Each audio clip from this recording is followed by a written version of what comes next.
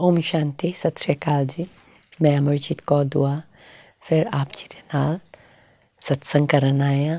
ਅਸੀਂ ਰਲ ਕੇ ਫਿਰ ਜਪਜੀ ਸਾਹਿਬ ਦੇ ਉੱਤੇ ਗੌਰ ਕਰ ਰਹੇ ਹਾਂ ਅਤੇ ਮਿਲ ਕੇ ਆਪਾਂ ਗੁਰੂ ਦੀ ਗਹਿਰਾਈ ਨੂੰ ਸਮਝ ਰਹੇ ਹਾਂ ਅਤੇ ਅਕਾਲ ਪੁਰਖ ਦੀ ਵਡਿਆਈ ਨੂੰ ਸਮਝ ਰਹੇ ਹਾਂ, ਉਸ ਦੀ ਵਿਚਾਰਾਂ ਕਰ ਰਹੇ ਹਾਂ ਅਤੇ ਸਿਮਰਨ ਕਰ ਰਹੇ ਹਾਂ। ਉਸ ਦੇ ਨਾਲ ਮਿਲ ਕੇ ਉਸ ਨੂੰ ਆਪਣੇ ਮਨ ਵਿੱਚ ਰੱਖ ਕੇ ਆਪਾਂ ਉਸ ਨੂੰ ਸਮਝ ਰਹੇ ਹਾਂ ਅਤੇ ਉਸ ਦੇ ਵਰਗਾ ਬਣ ਰਹੇ ਹਾਂ। ਅਤੇ 16ਵਾਂ ਪੌੜੀ ਨੰਬਰ 16 'ਤੇ ਅਸੀਂ ਆ ਚੁੱਕੇ ਹਾਂ ਅਤੇ ਮਤਲਬ ਇਹ ਬਹੁਤ ਹੀ ਲੌਂਗ ਪੌੜੀ ਹੈ ਥੋੜ੍ਹੀ, ਅਤੇ ਇਸ ਵਾਸਤੇ ਅਸੀਂ ਪਿਛਲੀ ਵਾਰੀ ਕੰਪਲੀਟ ਨਹੀਂ ਕਰ ਪਾਏ। ਅਤੇ ਆਓ ਇੱਕ ਵਾਰੀ ਉਸ ਪੌੜੀ ਨੂੰ ਪੜ੍ਹੀਏ ਰਲ ਕੇ ਅਤੇ ਆਪਣੇ ਆਪ ਨੂੰ ਆਤਮਾ ਸਮਝ ਕੇ ਪਰਮਾਤਮਾ ਦੇ ਨਾਲ ਲਵਲੀਨ ਹੋ ਜਾਈਏ। ਇਸ ਘੜੀ ਦੇ ਵਿੱਚ ਅਸੀਂ ਸਿਮਰਨ ਕਰਦੇ ਹਾਂ ਅਤੇ ਸੁਣਦੇ ਹਾਂ ਵੀ, ਮਤਲਬ ਅਸੀਂ ਸੁਣ ਰਹੇ ਹਾਂ ਅਤੇ ਰੱਬ, ਪਰ ਜੇ ਅਸੀਂ ਰੱਬ ਨੂੰ ਮਿਲ ਕੇ ਉਸ ਦੀ ਸ਼ਕਤੀ ਨਹੀਂ ਲਵਾਂਗੇ ਫਿਰ ਅਸੀਂ ਉਹ ਚੀਜ਼ ਜਿਹੜੀ ਸੁਣਿਆ ਉਹ ਸੁਣਿਆ ਹੀ ਰਹਿ ਜਾਂਦਾ। ਉਸ ਨੂੰ ਮੰਨਣ ਵਿੱਚ ਲਿਆਉਣ ਵਾਸਤੇ ਅਤੇ ਉਸ ਨੂੰ ਸਮਝਣ ਵਾਸਤੇ ਉਸ ਦੀ ਮਤਲਬ ਅਸੀਂ ਉਸ ਨੂੰ ਮਨੇ ਅਤੇ ਪੰਚ ਵਿੱਚ ਆਉਣ ਵਾਸਤੇ ਸਾਨੂੰ ਅਕਾਲ ਪੁਰਖ ਦੀ ਸ਼ਕਤੀ ਚਾਹੀਦੀ ਹੈ। ਅਤੇ ਜਦੋਂ ਅਸੀਂ ਆਪਣੇ ਮਨ ਵਿੱਚ ਜੋਤੀ ਬਿੰਦੂ ਬਣ ਕੇ ਜੋਤੀ ਬਿੰਦੂ ਅਕਾਲ ਪੁਰਖ ਨੂੰ ਕੋਲ ਰੱਖਦੇ ਹਾਂ ਅਤੇ ਆਟੋਮੈਟਿਕਲੀ ਅਕਾਲ ਪੁਰਖ ਦੀ ਸ਼ਕਤੀ ਸਾਡੇ ਵਿੱਚ ਆਉਂਦੀ ਹੈ ਅਤੇ ਉਹ ਸਾਨੂੰ ਸ਼ਕਤੀ ਦਿੰਦੀ ਹੈ ਤਾਂ ਕਿ ਅਸੀਂ ਸੁਣੇ ਮਨੇ ਅਤੇ ਪੰਚ ਵਿੱਚ ਆਈਏ। ਪੌੜੀ ਨੰਬਰ 16 ਨੂੰ ਇੱਕ ਵਾਰੀ ਰਿਵਾਈਜ਼ ਕਰਨੀ ਆ ਕਿ ਅਸੀਂ ਕਿੱਥੇ ਤੱਕ ਪਹੁੰਚ ਗਏ ਹਾਂ। ਪੰਚ ਪਰਵਾਨ ਪੰਚ ਪ੍ਰਧਾਨ ਪੰਚੇ ਪਾਵੇਂ ਧਰ ਗਏ ਮਾਨ ਪੰਚੇ ਸੋਏ ਧਰ ਰਾਜਾਨ ਪੰਚਾ ਕਾ ਗੁਰ ਇੱਕ ਧਿਆਨ ਜੇ ਕੋ ਕਹੇ ਕਰੇ ਵਿਚਾਰ ਕਰਤੇ ਕਹਿ ਕਰਨੇ ਨਾਹੀ ਸ਼ੁਮਾਰ ਤੌਲ ਧਰਮ ਦਇਆ ਕਾ ਪੂਤ ਸੰਤੋਖ ਥਾਪ ਰੱਖਿਆ ਜਿਨ ਸੂਤ ਜੇ ਕੋ ਬੁਝੇ ਹੋਵੇ ਸਚਿਆਰ ਤਵਲੇ ਉੱਪਰ ਕੀਤਾ ਪਾਰ ਧਰਤੀ ਹੋਰ ਪਰੇ ਹੋਰ ਤਿਸ ਦੇ ਪਾਰ ਤਲੇ ਕਵਨ ਜੋਰ। ਇੱਥੇ ਤੱਕ ਅਸੀਂ ਕਰ ਚੁੱਕੇ ਸਾਂ। ਸਮਰੀ ਇਸ ਦਾ ਹੈ ਕਿ ਪੰਚ ਉਹ ਨੇ, ਭਾਵੇਂ ਪੰਚ ਹੋ ਕੇ ਵੀ ਅਸੀਂ ਉਸ ਦੀ ਵਡਿਆਈ ਨਹੀਂ ਕਰ ਪਾਵਾਂਗੇ। ਔਰ ਲਾਸਟ ਵਿੱਚ ਗੁਰੂ ਜੀ ਨੇ ਕਲੀਅਰ ਕੀਤੀ ਹੈ ਕਿ ਪੰਜ ਹੀ ਸੱਚਿਆਰ ਹੈ। ਜੇ ਅਸੀਂ ਬੁੱਝਾਂਗੇ, ਅਸੀਂ ਸਮਝਾਂਗੇ ਉਸ ਦੀ ਵਡਿਆਈ ਨੂੰ ਅਤੇ ਫਿਰ ਅਸੀਂ ਉਸ ਪੰਚ ਵਿੱਚ ਆ ਜਾਂਦੇ ਹਾਂ। ਅਤੇ ਅੱਗੋਂ ਇਹ ਪੌੜੀ ਨੂੰ ਰਲ ਕੇ ਪੜ੍ਹਾਂਗੇ। ਜੀ ਜਾਤ ਰੰਗਾ ਕੇ ਨਾਮ ਸਭਨਾ ਲਿਖਿਆ ਵੋੜੀ ਕਲਾਮ ਇਹ ਲੇਖਾ ਲਿਖ ਜਾਣੇ ਕੋਏ ਲੇਖਾ ਲਿਖਿਆ ਕੇਤਾ ਹੋਏ ਕੇਤਾ ਤਾਣ ਸਵਾਲੀਆ ਰੂਪ ਕੇਤੀ ਦਾਤ ਜਾਣੇ ਕੌਣ ਕੂਤ ਕੀਤਾ ਪਸਾਓ ਇੱਕੋ ਕਵਾਓ ਤਿਸ ਤੇ ਹੋਏ ਲੱਖ ਦਰਿਆਓ। ਆਓ ਰਲ ਕੇ ਇਸ ਦੀ ਇੰਗਲਿਸ਼ ਟਰਾਂਸਲੇਸ਼ਨ ਵੀ ਸਮਝਦੇ ਹਾਂ। He alone has with his magic pen created beings of all kinds, colors and names available. Those rare few know how to pen down these, and yet even that writer's greatness would still be lacking, therefore unaccountable. ਇੱਥੇ ਗੁਰੂ ਕਹਿੰਦੇ ਨੇ ਜੀ ਜੰਤ ਰੰਗਾ ਕੇ ਨਾਮ, ਮਤਲਬ ਕਿੰਨੇ ਜੀ ਨੇ, ਕਿੰਨੇ ਜੰਤ ਨੇ, ਕਿੰਨੇ ਰੰਗ ਨੇ, ਇਹ ਅਸੀਂ ਮਤਲਬ ਸੀਮਾ ਨਹੀਂ ਪਾ ਸਕਦੇ। ਮਤਲਬ ਉਸ ਦੀ ਵਡਿਆਈ ਹੋ ਰਹੀ ਕਿ ਪੰਚ ਨੂੰ ਸਮਝ ਵੀ ਆ ਜਾਏ ਫਿਰ ਵੀ ਗੁਰੂ ਕਹਿੰਦੇ ਨੇ ਸਭਨਾ ਲਿਖਿਆ ਵੜੀ ਕਲਾਮ, ਅਤੇ ਉਹ ਲਿਖਣ ਦੀ ਕੋਸ਼ਿਸ਼ ਜ਼ਰੂਰ ਕਰਨਗੇ, ਲਿਖਣਾ ਚਾਹਣਗੇ ਐਂਡ ਥੋੜ੍ਹਾ ਲਿਖ ਵੀ ਪਾਉਣਗੇ, ਪਰ ਫਿਰ ਵੀ ਉਸ ਦੀ ਸੀਮਾ ਜਿਹੜੀ ਹੈ ਨਾ ਉੱਥੇ ਨਹੀਂ ਪਹੁੰਚ ਸਕਦੇ ਨੇ। ਇਹ ਲੇਖਾ ਲਿਖ ਜਾਣੇ ਕੋਏ ਲੇਖਾ ਲਿਖਿਆ ਕੇਤਾ ਹੋਏ, ਮਤਲਬ ਉਸ ਦੀ ਮਤਲਬ ਲਿਖਣ ਦੀ ਕੋਸ਼ਿਸ਼ ਵੀ ਕਰੇ ਪਰ ਫਿਰ ਵੀ ਇੱਥੇ ਰਾਈਟਰ ਦੀ ਗ੍ਰੇਟਨੈਸ ਬਹੁਤ ਹੈਗੀ, ਪਰ ਫਿਰ ਵੀ ਗੁਰੂ ਜੀ ਕਹਿੰਦੇ ਨੇ ਕਿ ਉਸ ਅਕਾਲ ਪੁਰਖ ਵਰਗਾ ਤਾਂ ਨਹੀਂ। ਮਤਲਬ ਅਸੀਂ ਸਰੀਰ ਵਿੱਚ ਆਤਮਾ ਆਏ ਹਾਂ ਅਤੇ ਆਤਮਾ ਦੀ ਤਰੱਕੀ ਹੁਣ ਅਸੀਂ ਗਿਰ ਚੁੱਕੇ ਹਾਂ। ਜਨਮ ਲੈਂਦਿਆਂ ਅਸੀਂ ਗਿਰ ਚੁੱਕੇ ਹਾਂ ਅਤੇ ਅਸੀਂ ਹੁਣ ਗੁਰੂ ਦੀ ਗੱਲ ਮੰਨਦੇ ਹਾਂ, ਸੁਣਦੇ ਹਾਂ ਅਤੇ ਪੰਚ ਵਿੱਚ ਵੀ ਆ ਜਾਈਏ ਫਿਰ ਵੀ ਅਸੀਂ ਉਸ ਵਰਗਾ ਤਾਂ ਨਹੀਂ ਨਾ। ਉਹ ਜਿਹੜਾ ਹਮੇਸ਼ਾ ਸਦਾ ਹੀ ਨਿਰੰਜਨ ਹੈ, ਸ਼ੁੱਧ ਹੈ, ਪਾਵਨ ਹੈ, ਪਿਆਰ ਦਾ ਸਾਗਰ ਹੈ, ਅਸੀਂ ਉਸ ਵਰਗਾ ਤਾਂ ਨਹੀਂ ਨਾ। ਕਿਉਂਕਿ ਅਸੀਂ ਫਿਰ ਜਨਮ ਲਵਾਂਗੇ ਫਿਰ ਗਿਰਾਂਗੇ, ਪਰ ਉਹ ਤਾਂ ਜਨਮ ਲੈਂਦਾ ਹੀ ਨਹੀਂ ਨਾ, ਉਹ ਤਾਂ ਸਰੀਰ ਵਿੱਚ ਆਉਂਦਾ ਹੀ ਨਹੀਂ। ਅਤੇ ਇਹ ਗੱਲ ਹੈ ਕਿ ਮਤਲਬ ਜਿੰਨਾ ਮਰਜ਼ੀ ਅਸੀਂ ਪੰਚ ਹੋਏ, ਅਸੀਂ ਉਸ ਦੀ ਦਰਗਾਹ ਵਿੱਚ ਮਾਣ ਪਾਵਾਂਗੇ, ਦੁਨੀਆ ਵਿੱਚ ਮਾਣ ਪਾਵਾਂਗੇ, ਪਰ ਗੁਰੂ ਕਹਿੰਦੇ ਨੇ ਸਿਰਫ ਅਕਾਲ ਪੁਰਖ ਆਪਣੀ ਗੱਲ ਸਾਨੂੰ ਦੱਸ ਸਕਦੇ ਨੇ। ਅਸੀਂ ਅਕਾਲ ਪੁਰਖ ਦੀ ਗੱਲ ਸਿਰਫ ਕੋਸ਼ਿਸ਼ ਕਰਦੇ ਹਾਂ ਅਤੇ ਲਿਖ ਸਕਦੇ ਹਾਂ, ਪਰ ਪੰਚ ਨੂੰ ਵੀ ਪਤਾ ਹੈ ਕਿ ਜੋ ਮੈਂ ਲਿਖ ਰਿਹਾ ਉਹ ਮਤਲਬ ਜਿੰਨਾ ਮੈਂ ਲਿਖ ਸਕਦਾ ਵਾਂ ਉਹ ਕੰਪਲੀਟ ਨਹੀਂ ਹੈਗਾ। ਕੇਤਾ ਤਾਣ ਸਵਾਲੇ ਰੂਪ, ਕੇਤੀ ਦਾੜ ਜਾਣੇ ਕੌਣ ਕੁੱਤ, ਕੀਤਾ ਪਸਾਓ ਇੱਕੋ ਕਵਾਓ, ਤਿਸਤੇ ਹੋਏ lakh ਦਰਿਆਓ। How endless is his might, his fascinating beauty, how vast his gifts, for who can access the extent their worth? With one word he created the world, and by his order lakhs of rivers of life flow at every bend, at every turn. ਮਤਲਬ ਉਸ ਦੀ ਵਡਿਆਈ, ਉਸ ਦੀ ਤਾਣ, ਉਸ ਸਵਾਲੇ ਰੂਪ, ਮਤਲਬ ਅਸੀਂ ਉਸ ਦੀ ਸ਼ਕਤੀ ਨੂੰ ਨਹੀਂ ਸਮਝ ਸਕਦੇ, ਉਸ ਦੀ ਖੂਬਸੂਰਤੀ ਨੂੰ ਨਹੀਂ ਸਮਝ ਸਕਦੇ, ਉਸ ਦੀ ਦੇਣ ਜਿਹੜੇ ਦਾਤ ਉਹ ਦਿੰਦੇ ਨੇ ਅਸੀਂ ਜਾਣ ਨਹੀਂ ਸਕਦੇ, ਅਸੀਂ ਉਸ ਦੀ ਕੀਮਤ ਨਹੀਂ ਪਾ ਸਕਦੇ। ਕੌਣ ਕੂਤ ਜਾਣੇ ਕੌਣ ਕੂਤ, ਕੀਮਤ ਨਹੀਂ ਪਾ ਸਕਦੇ, ਦਾਤ ਦੇਣ ਨਹੀਂ ਜਾਣ ਸਕਦੇ। ਅਤੇ ਤਾਣ ਸਵਾਲੇ ਰੂਪ, ਉਸ ਦੀ ਤਾਣ, ਉਸ ਦੀ ਸ਼ਕਤੀ ਅਸੀਂ ਨਹੀਂ ਜਾਣ ਸਕਦੇ। ਕੀਤਾ ਪਸਾਓ ਇੱਕੋ ਕਵਾਓ, ਇੱਕ ਸ਼ਬਦ ਦੇ ਨਾਲ ਉਹਨਾਂ ਨੇ ਧਰਤੀ ਨੂੰ ਬਣਾ ਲਿਆ। ਇਸ ਤਰ੍ਹਾਂ ਗੁਰੂ ਨਾਨਕ ਮਤਲਬ ਕਹਿੰਦੇ ਨੇ ਉਸ ਦੀ ਸ਼ਕਤੀ ਇੰਨੀ ਹੈ ਕਿ ਇੱਕ ਵਾਰੀ ਵਿੱਚ ਪੂਰੀ ਧਰਤੀ ਬਣ ਗਈ ਹੈ, ਪੂਰੀ ਖੇਡ ਬਣ ਗਈ ਹੈ।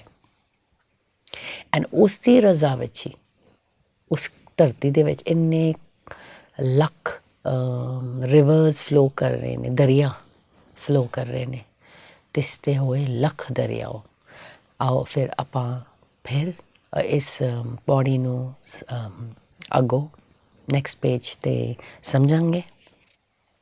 ਕੁਦਰਤ ਕਵਣ ਕਹਾ ਵਿਚਾਰ, ਵਾਰਿਆ ਨ ਜਾਵਾ ਏਕ ਵਾਰ, ਜੋ ਤੁਧ ਭਾਵੈ ਸਾਈ ਪਲੀਕਾਰ, ਤੂੰ ਸਦਾ ਸਲਾਮਤ ਨਿਰੰਕਾਰ।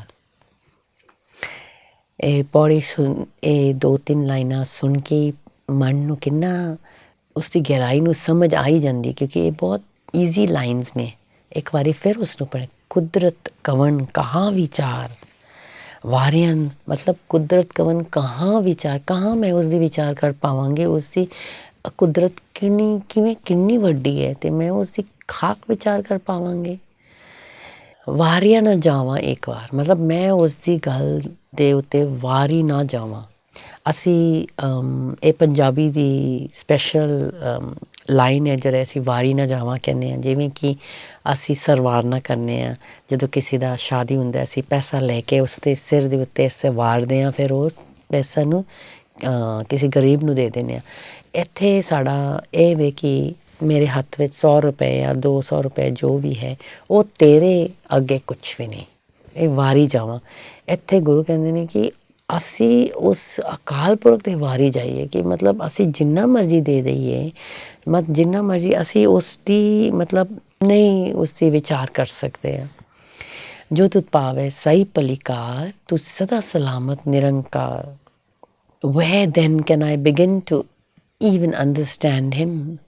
My abilities are so small, I cannot even once be a sacrifice unto him. Whatever you do that pleases you, I know is best for me too. You are the safe and sound, O formless forever one. ਤੂੰ ਜੋ ਤੁਧ ਭਾਵੈ ਸਹੀ ਪਲੀਕਾਰ, ਜੋ ਤੂੰ ਕਰ ਰਿਹਾ ਹੈ ਮੇਰੇ ਭਲੇ ਵਾਸਤੇ ਕਰ ਰਿਹਾ। ਇੱਥੇ ਇਹ ਗੱਲ ਹੈ, ਮਤਲਬ ਸਾਨੂੰ ਇਹ ਗੱਲ ਫਿਰ ਸਮਝ ਆਉਂਦੀ ਜਦ ਪੰਚ ਬਣਾਂਗੇ ਅਤੇ ਉਸ ਦੀ ਗੱਲ ਨੂੰ ਇਹ ਸਮਝ ਪਾਏਗੀ ਕਿ ਜੋ ਉਹ ਕਰ ਰਿਹਾ ਸਾਡੇ ਭਲੇ ਵਾਸਤੇ ਕਰ ਰਿਹਾ। ਜੇ ਅਸੀਂ ਉਸ ਦੀ ਕੁਦਰਤ ਨੂੰ ਜਾਂ ਉਸ ਦੀ ਕਰ ਰਹੇ ਨੇ ਅਸੀਂ ਉਸ ਦੀ ਖਾਮੀਆਂ ਨਿਕਾਲਣ, ਉਸ ਗਲਤੀਆਂ ਨਿਕਾਲਣ, ਫਿਰ ਅਸੀਂ ਅਜੇ ਉਸ ਪੰਚ ਤੱਕ ਨਹੀਂ ਪਹੁੰਚੇ। ਕਿਉਂਕਿ ਜੋ ਸੁਣੇ ਮਣੇ ਅਤੇ ਪੰਚ ਤੱਕ ਪਹੁੰਚ ਜਾਂਦੇ ਨੇ ਉਹ ਫਿਰ ਉਸ ਦੀ ਗੱਲ ਨੂੰ ਸਮਝਦੇ ਨੇ ਕਿ ਜਿਹੜੀ ਗੱਲ ਹੈ ਤੇਰੇ ਭਾਣਾ ਮਿੱਠਾ ਲਾ ਗਏ, ਇਹ ਉਹ ਗੱਲ ਹੈ। ਜੋ ਤੁਧ ਭਾਵੈ ਸਾਈ ਪਲੀਕਾਰ, ਜੋ ਤੂੰ ਕਰ ਰਿਹਾ ਉਹ ਇੱਕਦਮ ਸਹੀ ਹੈ। ਤੂੰ ਸਦਾ ਸਲਾਮਤ ਨਿਰੰਕਾਰ। ਨਿਰੰਕਾਰ, ਕਿਉਂਕਿ ਤੂੰ ਉਹ ਹੈ ਜੋ ਸਦਾ ਲਈ ਸਲਾਮਤ ਹੈ। ਤੇ ਤੂੰ ਸਲਾਮਤ ਹੈ, ਫਿਰ ਸਾਨੂੰ ਤੂੰ ਸਲਾਮਤ ਫਿਰ ਕੌਣ ਰੱਖ ਸਕਦਾ? ਜੋ ਆਪ ਖੁਦ ਸਲਾਮਤ ਹੈ ਉਹ ਫਿਰ ਦੂਜਿਆਂ ਨੂੰ ਸੇਫ ਐਂਡ ਸਾਊਂਡ ਰੱਖ ਸਕਦਾ ਹੈ ਨਾ। ਤੇ ਉਹ ਨਿਰੰਕਾਰ ਹੈ। ਇੱਥੇ ਨਿਰੰਕਾਰ ਵੀ ਅਕਾਲ ਪੁਰਖ ਦਾ ਡਿਸਕ੍ਰਿਪਸ਼ਨ ਕੀਤਾ ਹੈ। ਨਿਰੰਕਾਰ ਕਿਉਂ? ਕਿਉਂਕਿ ਉਸ ਦੀ ਹੋਂਦ ਹੀ ਨਹੀਂ ਹੈ। ਅਸੀਂ ਫਿਰ ਵੀ ਸਰੀਰ ਰੂਪ ਵਿੱਚ ਅਸੀਂ ਆਤਮਾ ਆਉਣੀ ਆ ਖੇਡ ਖੇਡਣ, ਉਹ ਅਕਾਲ ਪੁਰਖ ਦੀ ਕੋਈ ਰੂਪ ਹੀ ਨਹੀਂ ਹੈ। ਇਸ ਵਾਸਤੇ ਉਹਨਾਂ ਨੂੰ ਨਿਰੰਕਾਰ ਕਿਹਾ ਗਿਆ, ਕਿਉਂਕਿ ਉਹ ਕਦੀ ਵੀ ਕਿਸੇ ਸਰੀਰ ਦੇ ਵਿੱਚ ਆ ਕੇ ਜਨਮ ਨਹੀਂ ਲੈਂਦੇ। ਇਹ ਪੂਰਾ ਪੌੜੀ ਨੰਬਰ 16 ਕੰਪਲੀਟ ਹੋਇਆ ਹੈ ਕਿ ਇਹ ਪੰਚ ਦੀ ਗੱਲ ਹੋਈ ਹੈ, ਬਹੁਤ ਵੱਡੀ ਗੱਲ ਹੋਈ ਹੈ ਪੰਚ ਦੀ। ਅਤੇ ਪੰਚ ਵਿੱਚ ਸਾਨੂੰ ਆਉਣਾ ਚਾਹੀਦਾ, ਸਾਨੂੰ ਸ਼ੌਂਕ ਹੋਣਾ ਚਾਹੀਦਾ ਕਿ ਅਸੀਂ ਸੁਣੇ ਮਣੇ ਅਤੇ ਪੰਚ ਵਿੱਚ ਅਸੀਂ ਆਈਏ, ਅਤੇ ਪੰਚ ਵਿੱਚ ਆ ਕੇ ਗੁਰੂ ਦੀ ਗੱਲ ਨੂੰ ਪੂਰੀ ਤਰ੍ਹਾਂ ਮਤਲਬ ਅਸੀਂ ਜਾਣ ਚੁੱਕੇ ਹੋਵਾਂਗੇ। ਫਿਰ ਅਸੀਂ ਮਤਲਬ ਸੱਚਿਆਰ ਬਣ ਗਏ ਹੋਵਾਂਗੇ, ਅਤੇ ਅਸੀਂ ਉਸ ਦੀ ਭਲਾ ਨੂੰ, ਉਸ ਦੀ ਭਾਣਾ ਨੂੰ ਸਮਝਾਂਗੇ ਕਿ ਜੋ ਤੁਧ ਪਾਵੇ ਸਹੀ ਭਲੀਕਾਰ। ਅਸੀਂ ਥੋੜ੍ਹੇ ਐਗਜ਼ਾਮਪਲਸ ਦੇ ਉੱਤੇ ਗੌਰ ਕਰਾਂਗੇ ਅਤੇ ਸਮਝ ਪਾਵਾਂਗੇ ਕਿ ਅਸੀਂ ਪੰਚ ਜਾਂ ਉਸ ਦੇ ਨੇੜੇ ਆਏ ਹਾਂ ਕਿ ਨਹੀਂ। ਜਿਵੇਂ ਕਿ ਮੇਰਾ ਨੁਕਸਾਨ ਹੋਇਆ ਬਿਜ਼ਨਸ ਵਿੱਚ ਅਚਾਨਕ। ਮੈਂ ਰੋਜ਼ ਗੁਰਦੁਆਰੇ ਜਾਂਦੀ ਹਾਂ, ਮੈਂ ਪਾਠ ਪੜ੍ਹਨੀ ਹਾਂ, ਮੈਂ ਅੰਮ੍ਰਿਤ ਵੇਲਾ ਉੱਠਣੀ ਹਾਂ, ਅਤੇ ਅਚਾਨਕ ਮੇਰਾ ਪੈਸਾ ਕਿਸੇ ਨੇ ਚੋਰੀ ਕੀਤੀ ਜਾਂ ਬਿਜ਼ਨਸ ਵਿੱਚ ਮੇਰਾ ਬਹੁਤ ਹੀ ਨੁਕਸਾਨ ਹੋਇਆ। ਕੀ ਅਸੀਂ ਰੱਬ ਤੋਂ ਡੋਲਾਂਗੇ? ਕਿ ਅਸੀਂ ਉਸ ਨੂੰ ਗੁਨਾਹ ਸਮਝਾਂਗੇ ਕਿ ਉਹ ਕਿਉਂ ਸਾਡੇ ਨਾਲ ਇਹ ਕਰ ਰਹੇ ਨੇ? ਇੱਥੇ ਗੱਲ ਹੈ ਜੋ ਤੁਧ ਪਾਵੇ ਸਹੀ ਭਲੀਕਾਰ, ਮਤਲਬ ਜੋ ਵੀ ਮੇਰੀ ਜ਼ਿੰਦਗੀ ਵਿੱਚ ਹੋ ਰਿਹਾ ਉਹ ਭਲਾ ਵਾਸਤੇ ਹੀ ਹੋ ਰਿਹਾ।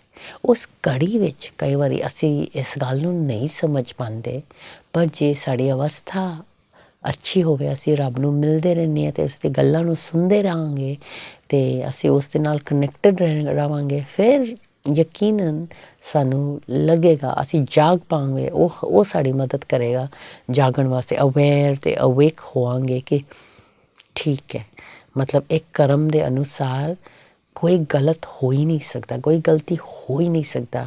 ਰੱਬੀ ਕਾਨੂੰਨ ਜਿਹੜਾ ਹੈ, ਕਰਮ ਦਾ ਕਾਨੂੰਨ ਜਿਹੜਾ ਹੈ, ਉਹ ਕਦੀ ਗਲਤ ਨਹੀਂ ਹੋ ਸਕਦਾ। ਅਤੇ ਇਹਦਾ ਮਤਲਬ ਮੈਂ ਹੀ ਉਸ ਦੀ ਨੁਕਸਾਨ ਕੀਤਾ ਹੋਇਆ ਜਾਂ ਅੱਗੋਂ ਜਾ ਕੇ ਉਹ ਮੈਨੂੰ ਭਰੇਗਾ।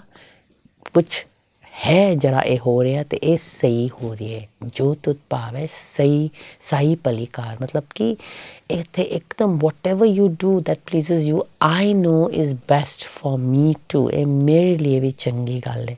ਜੇ ਜੋ ਤੂੰ ਕਰ ਰਿਹਾ ਉਹ ਮੇਰੇ ਵਾਸਤੇ ਠੀਕ ਹੈ। ਇਹ ਤਾਂ ਪੈਸਾ ਦੀ ਗੱਲ ਸੀ।